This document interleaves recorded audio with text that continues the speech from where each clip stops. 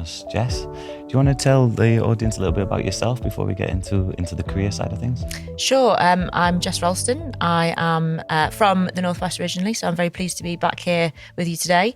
I studied geology at uni when I obviously was 18, and that first got me going on the energy side of things. But truth be told, I've always been interested because I've always thought that energy in particular has a big role to play with much of the world. And it's interesting because I remember when we first, it's a bit of an aside, but when we first went into the Iraq and Iran war and things like that, and I realised that was all to do with oil and gas, really. Yeah. And that had a huge control over not just wars and things, but also the global economy. And especially over the past couple of years, anyone who's paid a gas bill knows just what oil and gas prices have done to the cost of living and energy bills. So I think energy as a whole is such a fundamental part of everyday life that we don't even think about sometimes. Yeah, that's true. And that first got me interested in the oil and gas energy world. And then I found myself here today. And it's a big leap. Yeah. But so why geology then? Was it geology because of those factors, or was geology a particular interest before those factors? A bit of both. So I was interested in it because of the global impacts that it had. And I was also interested in it because I studied it at school, did an A-level in it, and I liked it better than geography purely because it was a little bit more science-based. Yeah. If you know me, geography can be human and physical, whereas geology was like the pure science behind things. And that got me interested. I had a great teacher at school, and I just really enjoyed learning about all the different parts of the natural world, if you like. I mean, I'm big on like the outdoors, nature, walks in the Lake District. You know, I grew up doing that because my granddad had a caravan there. So I've always been an outdoorsy type. And yeah, the idea of studying rocks might not sound exciting to some, but no, it was good. And it does have such a huge link, doesn't it? I think they say that maybe the instant thought of geology is the studying of rocks.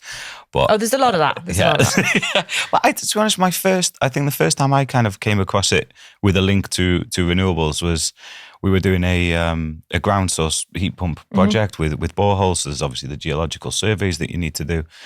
And we came across a project where we got told if we drilled down anywhere more than like 25 meters, there was the chance of hitting, correct me if I'm using the wrong terminology, an artesian well, where if we'd have hit it, the water would have carried on pouring out for, until this well was empty, which could have taken a long time. Yeah. We're like, okay, we'll probably go for air source on this one, I think. But it's got that aspect in terms of, what can we do? And there's other countries doing it far better than us, taking energy from the ground, from a renewable source and utilising that. I think Iceland probably leading the way in that world. And then, the flip side and then what feels now like such a negative side, as you mentioned, going into wars where maybe that is a driver to extract that black gold, the oil from those places.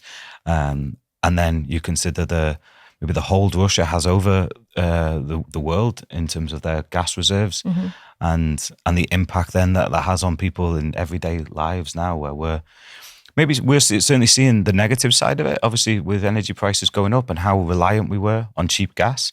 But then you also look at places like Norway, who have absolutely benefited from the situation by selling gas to places like the UK after decarbonising, electrifying their home. So it's definitely more than just the studying of rocks. I like to think so, yeah. I like to think I didn't waste all that money just studying rocks. But no, it's interesting what you said there about, we've been reliant on cheap gas, and we have because we've had the North Sea. When that first opened, I think it was in the 60s, we got that glut of gas and oil as well later on. And we have relied on that, and that's why 85% of our homes have gas boilers, and we use it for about 40% of our gas generation still. But the reality is that it won't last forever. It's not a secret that the North Sea is running out, and there's no one really disputing that, even the oil and gas companies. And it's a question now of where we're going to get that energy from in future, because the North Sea's not going to last forever. We're going to have to diversify.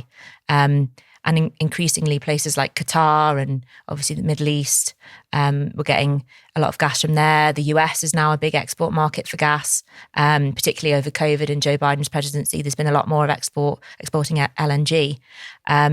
So it's going to change whether we have net zero climate change policies or not. where we get our energy from will change, and it either changes to things like getting more imports of gas, or it changes to relying on British electricity from wind farms and things. And that's a political choice. But it's also an economical one, because as we've seen, oil and gas prices will always be volatile. Whereas British electricity, we haven't got loads of it yet, but we're going to have more control over the prices of that than we are of the global markets. And we've got a huge opportunity to generate as well. Yeah. I mean, we're an island, aren't we? We've got all this offshore wind, wave and tidal. That's something I'm really interested in. I actually did a master's in oceanography, and I focused a lot on tidal energy. And it's obviously, we're in Merseyside now, that the Mersey Lagoon and the tidal barrage and things like that, Wales as well, Scotland. We've got a huge opportunity, and it really depends on what we do now as to where we get our energy from in 10, 20, 30 years' time. And what is the maybe getting into the political side of it? Well, so let's do the company you're working for now. Yes. So I work at the Energy and Climate Intelligence Unit. I forgot then. But we're a non-profit organisation, fully philanthropically funded, which is always difficult to say. So we get our money from philanthropic sources, so we don't have any vested interests in any sort of technology over another. And we work mainly with the media and politicians to help them understand energy and climate issues, because, as everyone will know, there's a lot of misinformation out there. Some of it's disinformation on purpose from certain vested interests. But also there's just a lot of confusion about politics, policy, and what's actually happening with these various energy and climate issues. So I work on everything from power generation in the UK, so oil and gas, renewables, through to people's homes and heating. And every now and again, I talk about industry, but it's not my area of expertise. It's, I think the political part of it is a huge driver to one of the reasons why we're in the position we are in the UK. But I think that understanding those drivers, because I suppose the first question I had for you really was, when we talk about these opportunities for energy generation, and I think back to probably the biggest one that I saw whilst being in the industry was when the Conservatives kind of banned onshore wind. And I heard various different reasons for that from a lot of people who were voting Conservatives were in areas where, they had, views of beautiful hills, and they didn't want, their view spoiling, through to the fact that we had so much generation, but actually there wasn't anywhere to put it. So it was more of a practical decision of, why do we keep generating it when we haven't got the adoption for it, through to energy storage solutions and the fact that we didn't have the ability to store the energy we're generating to use it when we need it.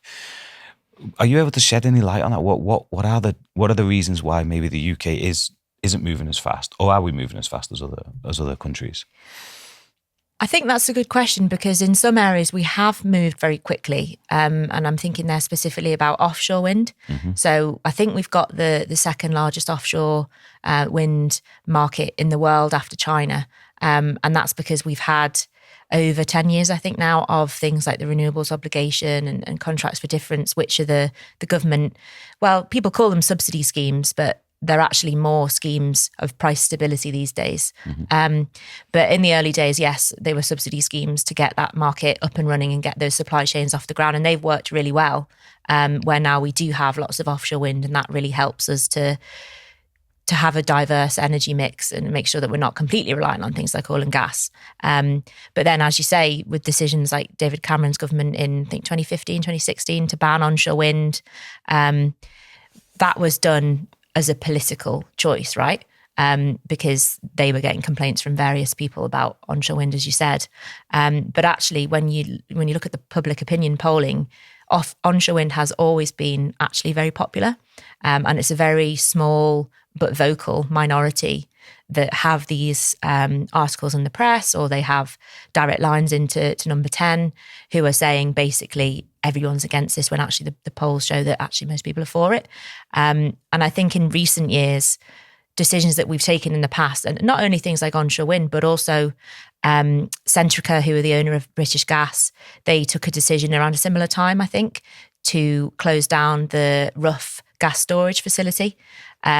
And that's meant that we don't have as much gas storage as places across Europe do. And over the past couple of years, that plus the decisions on onshore wind have meant that we've been very exposed to the volatility in the oil and gas markets.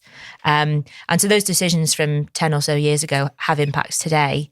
And And I'd like to think that we've learned our lessons from them. And obviously the new government has actually lifted the ban on onshore wind. So I think many people are now hoping that we'll see more being built. But I think, back then, there's big questions now about whether back then that was the right thing to do. Yeah. And it was one of the early decisions that the Labour government made, wasn't it, when they came to lift that ban.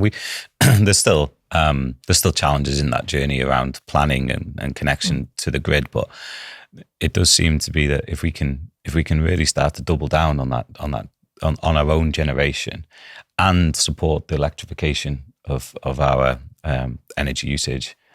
Obviously, coming from a background in heat pumps, it's always one that I can see why we've got this issue around people deciding to make that switch, especially when you consider the gas prices and electricity prices are so intrinsically linked, and with the best will in the world, if you get a heat pump that's 300% efficient, you're paying roughly 3 times the amount for gas. I know it's not quite as black and white as that, but that's kind of the equation that gets kicked around.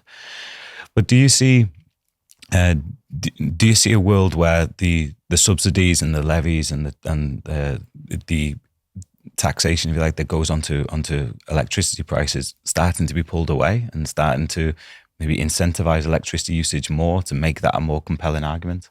100%. So actually, we're approaching the tipping point on the very early renewable subsidies. So the renewables obligation was the first renewable subsidy that was put onto electricity bills. And we're actually reaching the point now where those contracts, because they were made so long ago, are actually running out. So we'll soon reach the point where those legacy costs start to fall off. And they're replaced by the contracts for difference scheme, which is a very difficult scheme to explain because it's pretty complicated and weird. But basically, with the contracts for difference scheme, generators who receive subsidies sometimes will also pay back to consumers sometimes. Okay. And over the past couple of years, when gas prices have been so high, actually the renewable electricity companies have been paying us back directly on our bills. It's not been much. It's been about 50, 20 quid a year per household. So it doesn't seem that significant. But when you add that up over the 28 million households, that becomes hundreds of millions of pounds. Yeah. I think we're soon reaching the point where those legacy costs will start to decrease. And as we've hinted at, the price of gas is going down, but it's not at the level that it was pre-crisis, and some people think it will never be back to that level. So we're reaching the point where the contracts for difference scheme is either going to break even, or there'll be a very small subsidy or a very small paying back to consumers. So it's almost going to be negligible in cost and potentially even a benefit. But not only that, as I think you mentioned levies as well. With the levies on electricity, it's about 4 times more on electricity than it is on gas. And in a world where gas is obviously bad for climate change, it's not a very stable commodity, and the energy independence angle that lots of politicians are keen to talk about, that will depend on reducing gas usage. So it's a bit of a backwards incentive at the moment to have so much more tax on electricity bills than compared to gas. And that's something that the government will have to get to grips with if it wants to see more people move over to electrified heat, electrified vehicles. It's going to have to address electricity costs. But it's a more long-term policy change, because especially at the moment, people are really out of pocket. They haven't got any savings left after the cost of living crisis. And that's continuing, of course. And trying to get them to switch across to things which are more expensive up front is a bit of an ask. And lowering those upfront costs will be incredibly important as well. Yeah, it's a big challenge. It would take a very brave government to essentially try and shift those levies over to gas. And then, 80% of the UK households are reliant on natural gas. But Ed Miliband is someone who I think he is very keen to get these long-term policy changes done early on in the term of this government, because they've just won a huge majority. They've got a huge mandate to deliver on a lot on the energy promises that they made during the election. And I think Ed Miliband is somebody who does see that long-term picture. I mean, he's worked in the energy space for years and years and years. But it's just a question really of whether the Treasury and Keir Starmer and Rachel Reeves also see it that way as an opportunity, or whether they see that as a more of a political challenge. Yeah, because you would imagine with the majority that they've got 2 terms minimum in power if they...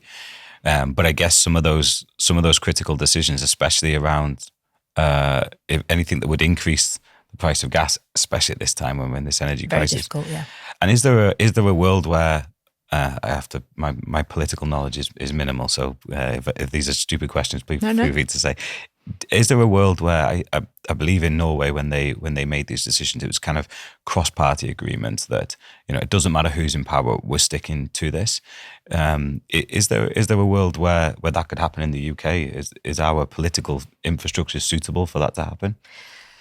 I think what we saw towards the end of the last Conservative government, I think they actually barked up completely the wrong tree with the narrative and the political pledges that they went down. You know, they were talking about going slower on net zero. They were saying, oh, actually, we're going to remove the obligation for landlords to improve the energy efficiency of their homes. Actually, we're going to scrap some of the heat decarbonisation targets, and actually people from 2035 can keep their gas boiler and things like that.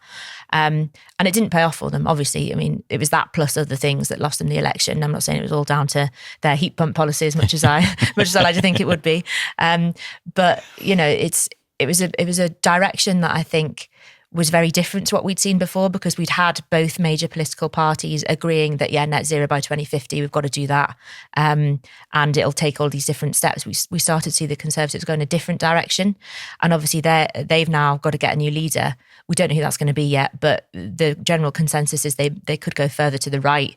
And really? some of the candidates who've already said they want to be leader have said things in the past like, oh, you know, net zero is a bit expensive, isn't it? Not sure we can do it by 2050.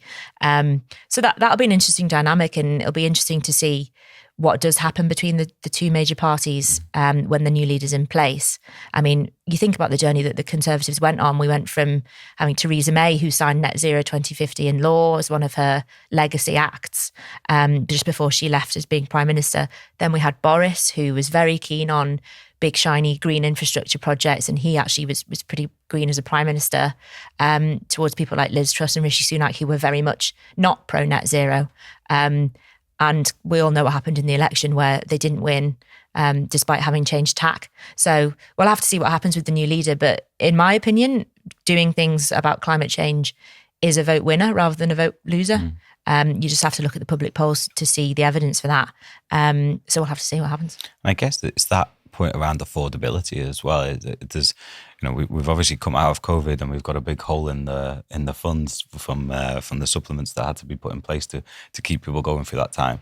And then when we look at the boiler upgrade scheme as an example, the funds aren't getting deployed as quick as they would like to see more heat pumps going in and more people starting to electrify their homes. But I guess I think it's the Net Zero Innovation Portfolio. We've done a couple of projects in and around that. That's a £1 billion fund to help the country move towards net zero. These things all cost money, and it doesn't feel like there's a huge amount of money going around to be able to make this stuff happen. And if that gets put into taxation and people having to pick up the bill for that, I guess the interest in clean energy and sustainable choices against the increased cost of energy on people's bills, how do we start to separate those things out? Because I think of the manufacturers in this space, some huge names, you know, the likes of Samsung and Mitsubishi, who will all benefit in the UK market from bringing their technology through. And they are, I'm sure, Samsung operating in large onshore wind, Mitsubishi with their heat pump range. They will inadvertently benefit from increased deployment. And you would imagine them coming in and being able to start lobbying to support that. But at the moment, the voice and the noise seems to be stronger from the gas lobbies and the boiler manufacturers. How do we start to change some of that rhetoric? And was that the role that you play? Yeah, I mean, that's a great thought, because for so long, the oil and gas companies and gas boiler manufacturers, many of which you operate and manufacture in the UK, they've had a very strong market. You know, as we've talked about, 80% of homes being on gas boilers, and obviously the North Sea being a huge part of our energy infrastructure. And they've had lots of lobbying power because they've had this big customer base. I mean, you've got to think about the gas networks as well, people like Cadent in the Northwest and the different ones around the UK. They have billions of pounds worth of assets already existing that depend on natural gas and the status quo remaining. And the writing's on the wall that the status quo is not going to continue forever. So I think that the lobbying that they've done in the past and probably continue to do today will be hugely impactful. I also think when it comes to the other side of things, so the renewable company lobbyists, and as you mentioned, the heat pump manufacturers, actually a lot of the heat pump manufacturers are also gas boiler manufacturers. And so that they're both a blocker to the transition, but they're also a huge enabler. So getting them on side and getting them to talk more positively about heat pumps is going to have a huge impact, not just on the engineers who install their kit, but also on the engineers that talk to the consumers who then spread through word of mouth to their friends and family. Oh, I've got this new heat pump, it's brilliant. Yeah. It's that sort of thing where at the moment, a lot of the press is focused on negative stories around heat pumps. I mean, there's certain papers in my mind that if you search heat pumps, you'll just be greeted with like a whole plethora of negative heat pump articles that don't work, or my house was cold, or it's too expensive, and all of that. And you don't really hear from the positive case studies because that doesn't make a news story, sad as it is.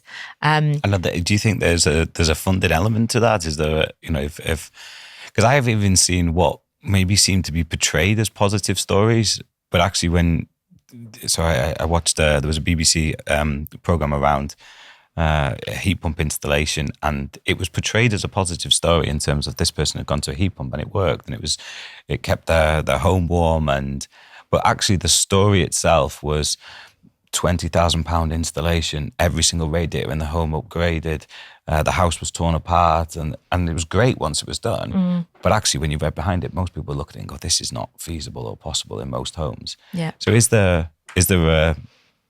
Do you think there's the gas markets and the boiler gas, are they funding these stories? Do you think?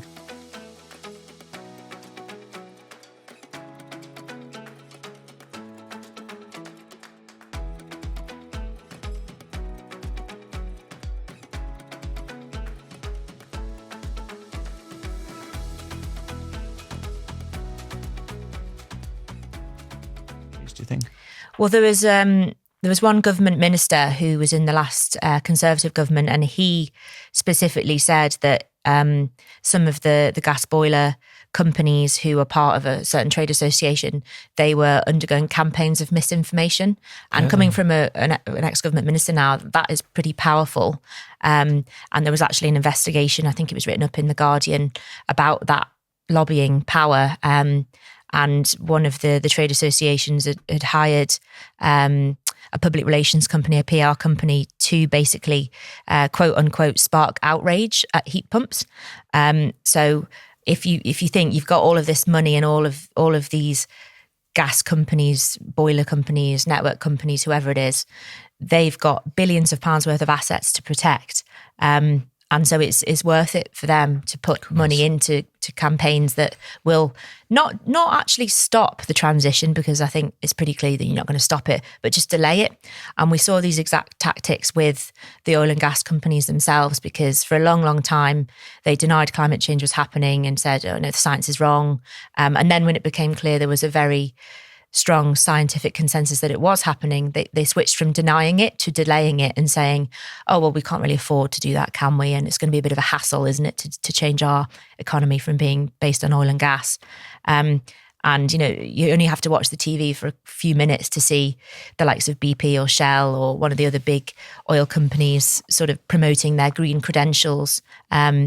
And that's a phenomenon that can be called greenwashing, and lots of people will know about that. But we're seeing that also from some of the gas industry, because they'll talk up heat pumps and they'll say, oh yeah, well, we're opening a new, a heat pump manufacturing line somewhere in the UK, or we're training up this many heat pump installers. And actually the reality is, behind closed doors, they might not be saying the same thing to the ministers or to the people who actually hold the power, if you like. They're saying, we can't really afford to do this, and there's not enough of a supply chain to actually install them. And they're just delaying it so that they can sell gas boilers for as long as possible.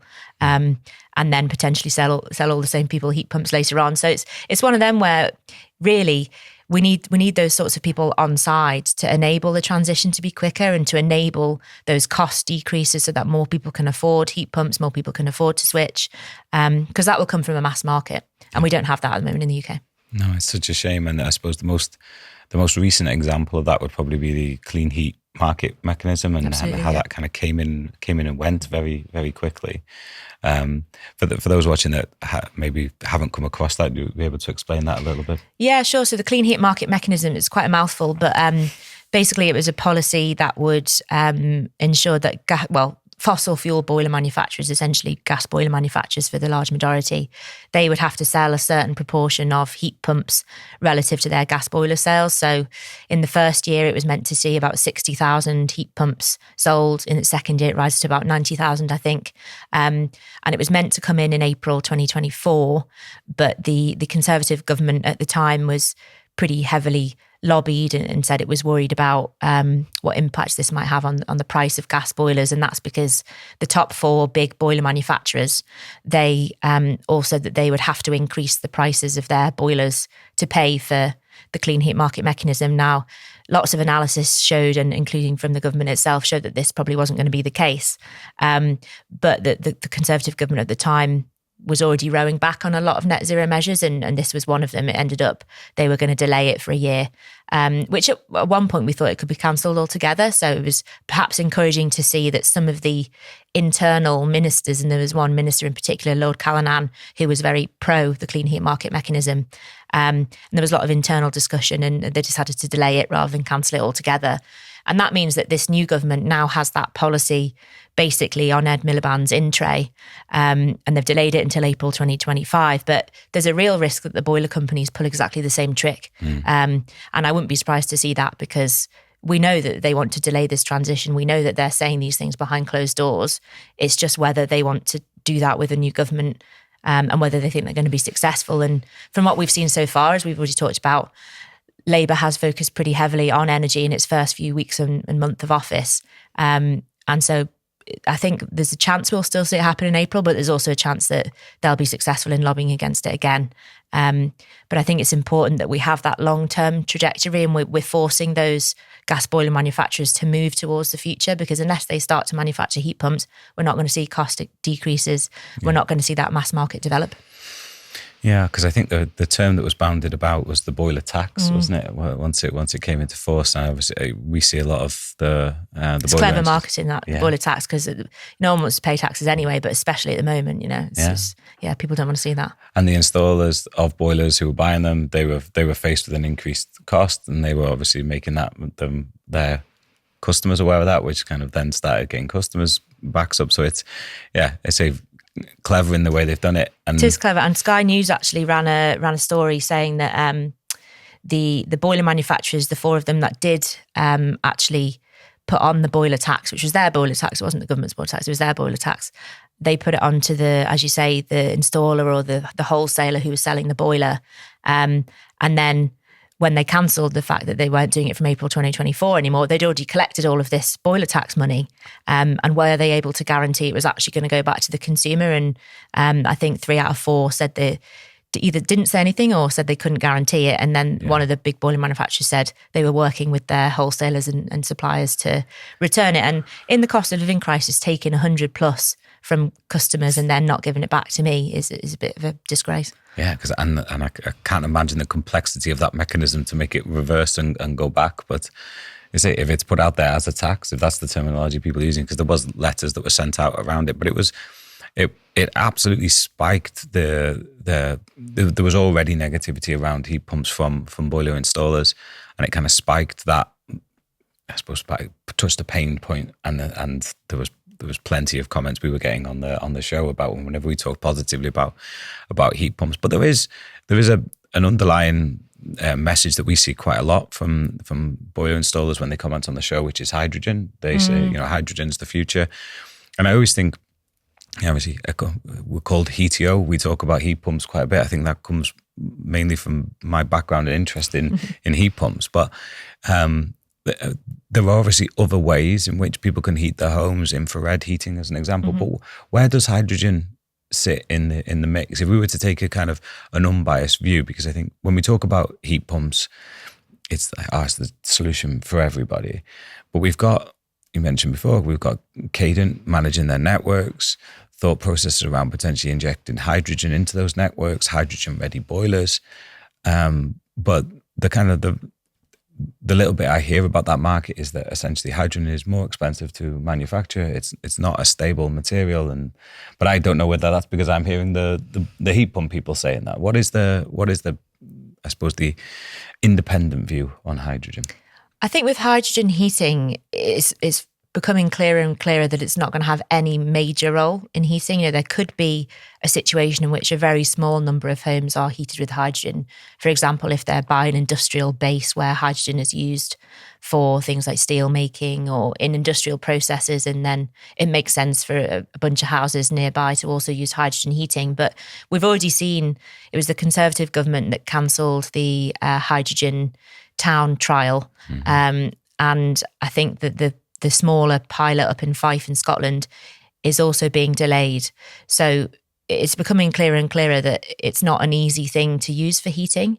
And we're also going to have a very limited supply of hydrogen. So we don't really make any of it at the moment through anything that's actually going to be helpful for climate change, because it's all made through natural gas. So unless you start to capture those emissions through carbon capture and storage, or you switch to making green hydrogen, which is using electrolysis to split water into its molecules of hydrogen and oxygen, it's not really a benefit for climate unless we start to move to a different type. And actually, we're going to have a small supply of hydrogen, at least in the short to medium term. And we're going to have to choose pretty carefully where we deploy that hydrogen. So in things that actually need it, like steel making or like in other industrial processes, we don't need it for heating because we've got all of these other solutions that you've mentioned: heat pumps, infrared, electric heating, electric boilers, things like that. We've got all these other solutions that we know work. And we don't know if we're going to get hydrogen to work in the first place. We definitely don't know how much it's going to cost. And we don't know whether it's going to have any net benefit anyway. So it's I think it's fast ruling itself out of being a major player in the heating market.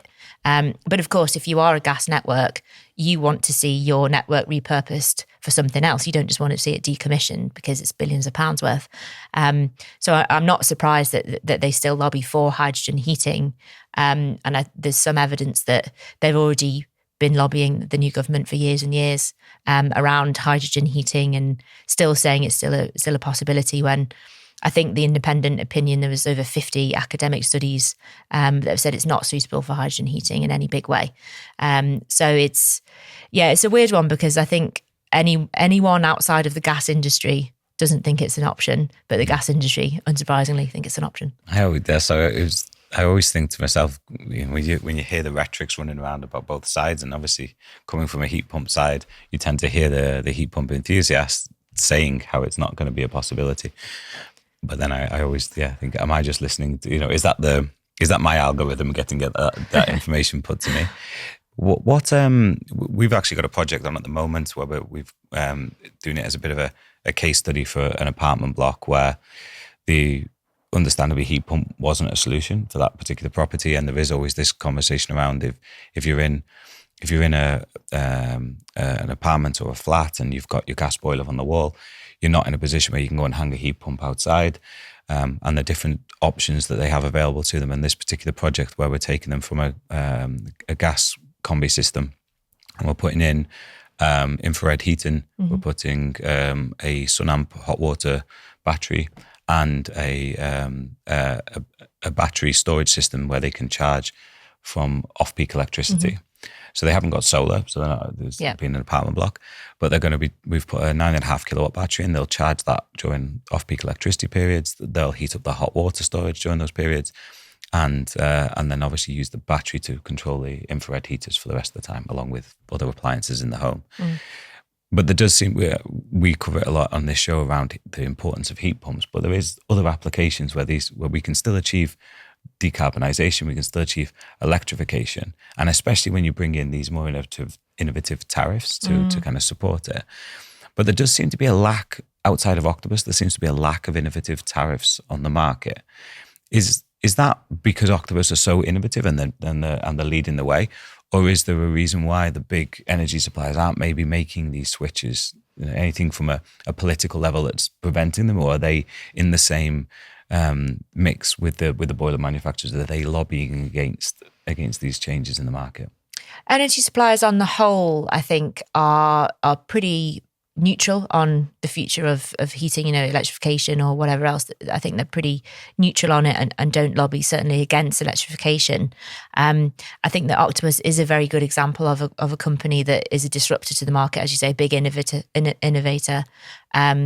And they are introducing a lot of these products. Who knows if the products will stick around? Maybe they'll find there's no demand for them and slowly withdraw them. We don't know quite what's going to happen, but they're certainly the ones to watch when it comes to the future of energy. And I think actually OVO have got a heat pump specific tariff as well now. Yeah. But we're also seeing some other companies interested in electric vehicle tariffs, and obviously that links more to electrification as well. So I think when it comes to the energy suppliers, they're more waiting to see what the market wants, except for Octopus, who are trying to push the market in a certain way, which is is great. So I think they'll be driven by demand rather than try and push it from the supply side. But as we've seen over the past couple of years, a lot of the energy suppliers went bust, the smaller ones, and it's been pretty hard for the bigger ones as well, just because they've not been making any money either during the energy crisis, especially if they don't have a generation arm. So that they're in a position where they have a lot of influence over their customers, but perhaps they haven't got the ability to deliver the same sorts of scale of change that the likes of Octopus are. Yeah. There was always a question that we got asked was around why would the energy suppliers incentivize people to use less energy. You see, I think E.ON are probably one of the biggest in solar installations, Octopus in heat pump installations. Each of those installations has an impact on the amount of energy that they sell to the customer. But there does seem to be a switch towards a more solution type approach. Yeah. But I imagine as well, when people are switching to electric vehicles, that's a market where historically, if they were buying fuel from a petrol station, the energy suppliers never saw any benefit from that. So I guess as people start to make these transitions, and maybe is there a more compelling reason for energy suppliers to sell electricity over gas? Or not that I'm aware of. I think that, the writing's on the wall again. So a lot of the energy companies that we have in the UK are global or at least European. So they've got other arms in other countries that are also facing the same decisions. I think E.ON is a German company maybe, but yeah. So obviously in Germany, they've been phasing out coal, or trying to at least. They've also got a situation where they need to change a lot of the heating that they've got. So it's not like the UK is the only place that's trying to do this transition. I think learnings from other countries that these energy companies operate in could actually help us in the UK. There's a few policy changes from government that would be helpful in order to enable more of a transition. So next year, I think we're planning to switch to half-hourly settlement figures, which means that people will have more live energy prices, and that can help with signalling. But as we've already talked about, the signalling of having electricity unit rates, which are much higher than gas unit rates, doesn't signal to the consumer that they should move to electricity. So it's that sort of signalling which can't really be undervalued, because markets do respond to signals, and so do consumers. If it makes economical sense, then a lot of people are going to make that choice, whether or not they're ideologically opposed to net zero or not. If it's cheaper, you're probably going to do it. I think that's it. We see a lot of people maybe in the kind of early adopter category that have made this transition, and now you're starting to see people that are able to make it on a financial, for their financial situation improves by having it, but you've got to bring in that. You've got to address that capital cost issue for having the technology installed. We're working on an interesting project with E.ON at the moment called Energy as a Service, where we're kind of it's due to go live in September. It's under the Green Homes Finance Accelerator, part of the NZIP portfolio. But essentially, there's no upfront capital cost to the customer to have heat pump, solar, and battery installed, and instead they pay like a monthly fee to essentially, I suppose, lease the technology over a long period of time. Which we hope, when you combine that with the innovative tariffs and the optimization of the system, actually you start to kind of make the financial case a lot stronger for the customer. Well, I think they do that in Estonia or somewhere. I think it was Estonia, where they've had a huge uptick in the amount of heat pumps being installed, and that's because of a model like Heat as a Service. And especially, like generation I'm in, we all basically lease our mobile phones until the contract. We lease our cars, we pay rent. It's all very monthly now, our expenses, rather than owning something for life, if you like. And I think that model is going to appeal to a lot of people. It won't appeal to everyone, but it'll appeal to a lot of people. And I think a trial like that sounds really interesting. Can't wait to see what happens. Yeah, it's been an interesting one to work through, because where we find the biggest challenge is, the energies, the E.ON have been fantastic in supporting it and bringing it to market. The role we play is we have to essentially do a simulation of the home, taking their energy data, a little bit around how they use the home, and then simulating what the impact of this technology would be to try and give some kind of underwritten assurances around the savings that they'll make. But the biggest challenge has been with the lenders, bringing the lenders to the table to really feel confident in that kind of 20-year funding agreement that's sat behind it. We've been really lucky. We've worked with some amazing ones that have done similar programs around the world. New Zealand is very popular for this kind of approach. But yeah, it's a challenge in itself. So yeah, I think the way that it appears very slow in some areas in the uptake of renewable technologies, admittedly focused mainly in the residential space. But is there, if there was any politicians watching now, if you had, what would be your two big changes? What would you ask? Blimey. Just two. Just two. I'd say to Ed Miliband, implement the clean heat market mechanism from April 2025. Be strong about it. Don't give in to lobbying. And also, I actually think the Future Home Standard, which is the new build standards, they're going to have a huge impact, because if you start to see heat pumps installed as standard on new builds, plus things like solar and plus an electric vehicle charger, you're nudging however many 300,000 new homes a year. That's people living in those homes. You're nudging them towards electrification. They're going to spread the word, and we're going to start to see cost decreases, hopefully, as a part of that mass market developing. So I'd say those two things. And the Future Home Standard's interesting because we were meant to have a similar standard back in 2016. Again, the Cameron government scrapped it at the last minute in response to the house builders lobbying pretty strongly. And we've had basically 10 years now of a lack of new build standards being tight and being where they should have been for the time that we're in. So I'd say the Future Home Standard and the Clean Heat Market Mechanism, please. Yeah. And I was actually up at the Energy House 2 in Salford a couple of days back, and I seen Bellway's built a house in there to the new standard. And it is, it becomes normalised. It's not necessarily a choice you have to make when buying a home. I suppose I wonder how many people, when they're buying a new home, check out what make and model of boilers installed. So actually, it becoming normalised, it just being part of the build process, and it builds confidence. Builds confidence, builds the supply chains. It's a win-win. It really is. And with the assurances around kind of NHBC and the fact that if you're having this technology installed, you should have the backing that comes with it. Yeah. Fantastic. So in the next episode, we're going to touch on maybe some more of the sensitive subjects around energy. I'd like to talk a little bit around kind of the term boiler ban. We've seen some stuff in Germany, for the good and the bad around that, and also how we encourage more people to get into the industry. We touched on it just before the show around maybe seeing more people getting into renewable trades and people like yourself getting into the geological side of things. How do we encourage that a bit more? Touch on that in the next episode. Cool. Thank you.